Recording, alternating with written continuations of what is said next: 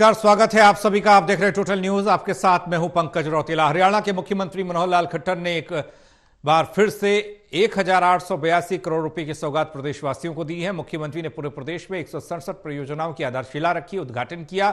यह बड़ी सौगात हरियाणा को दी है।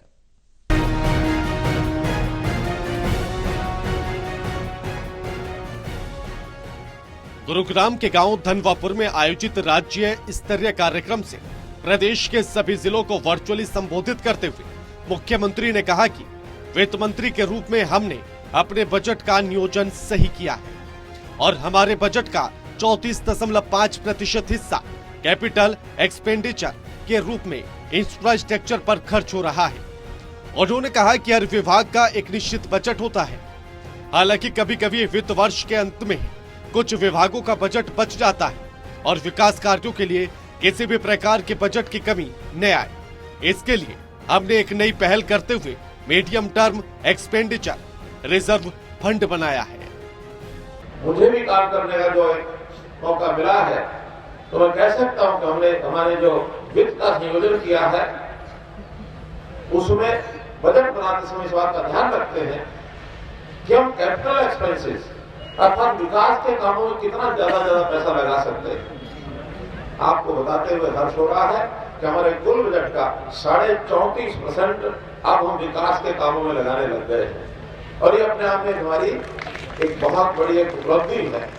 बाकी प्रदेशों में इतना पैसा नहीं लगता है। मुख्यमंत्री ने कहा कि एक और नई पहल करते हुए गांव और शहरों में भी विकास कार्यों में तेजी लाने के लिए ग्राम दर्शन और नगर दर्शन पोर्टल शुरू किया गया, जिन पर नागरिक अपने इलाके की आवश्यकताओं के अनुसार विकास कार्यों की मांग पोर्टल पर कर सकते हैं। चुने हुए जनप्रतिनिधि भी अपने क्षेत्रों में नागरिकों की दर्ज की गई विकास कार्यों की मांग को प्राथमिकता अनुसार सरकार तक पहुंचा सकते हैं। अभी हाल ही में पंचायतों के चुनाव संपन्न हुए हैं और नए नए जनप्रतिनिधि छोटी सरकार के रूप में चुनकर आए। अब सरपंच 2 लाख रुपए तक के कार्य कोटेशन के आधार पर करा सकेंगे। कामों में पारदर्शिता रहे, इसके लिए सरकार ने इंजीनियरिंग वर्क्स पोर्टल भी बनाया, जिसके माध्यम से ऐसे सभी कार्यों को प्रशासनिक वित्त और तकनीकी मंजूरी ऑनलाइन मिलती है। अब जनता भी इन कामों पर निगरानी रख सकती है। विकास के नाते हर गांव का विकास हो, शहर का विकास हो, छोटे बड़े सब काम सबको सीधी उनकी पहुंच हो अपनी बात रखने के लिए तो नए नए प्रयोग जो हमने किए हैं उसमें एक प्रयोग किया है।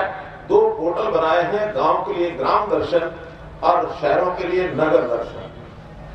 उस पोर्टल में कोई भी नागरिक अपने उस इलाके के काम के बारे में अपनी डिमांड को रख सकता है और उस डिमांड के आधार पर वहां से जिस विभाग को काम करना होता है वो उस वक्त अपने आप ऑनलाइन पहुंच जाता है।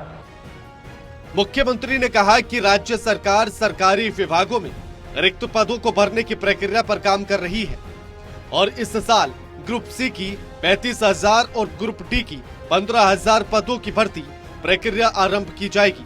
इसके अलावा केंद्र सरकार भी बड़े स्तर पर भर्तियां करने जा रही है, जिसका लाभ हरियाणा के युवाओं को भी मिलेगा। मुख्यमंत्री मनोहर लाल ने कहा कि विपक्षी दल हमारी सरकार को पोर्टल की सरकार बताते हैं।